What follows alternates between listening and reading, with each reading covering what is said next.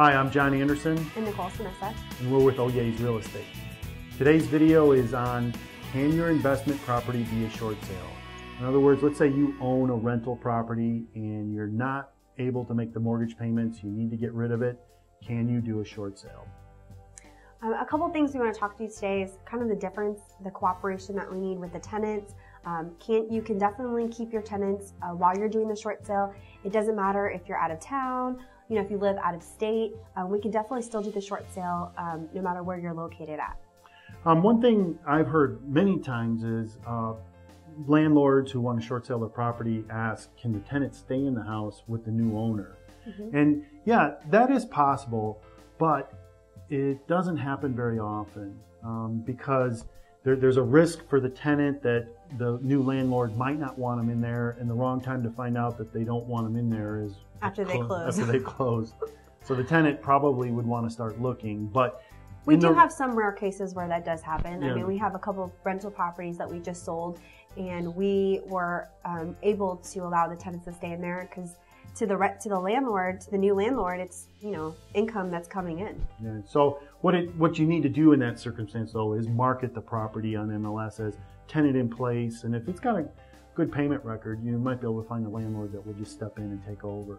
So in most cases, when you're doing a short sale and your property is an investment property, you're going to do the same thing as a traditional short sale. But the key thing that you want to make sure is that your tenants cooperate. These tenants, if you still have tenants in your rental property, them, allowing showings, cooperating to leave after closing, if the new landlord doesn't agree to keep them there, this is huge. If you do not have your tenants on board, then it might be best to have them go their separate ways. Yeah. We had one in Fort Worth where it was a rental property. A mess. And actually it was a really pretty house. But the situation was a mess. The situation was a mess. It was a really pretty house. When the tenant found out that it was being short sold, it just went downhill from there. The tenant proceeded to lease out the rooms, which then there was 4 or 5 tenants in the house, and had dogs in the house that ruined the house. And to make it even worse, anytime there was a showing, this tenant would sit in her underwear in the living room and scaring people away. Needless to say, the house never sold. The short sale fell through because of the tenant not being managed. So, key thing is making sure your tenant understands that it's being short sold and that we need their cooperation. One of the things you can do to gain their cooperation is work with the tenant, explain what's going on.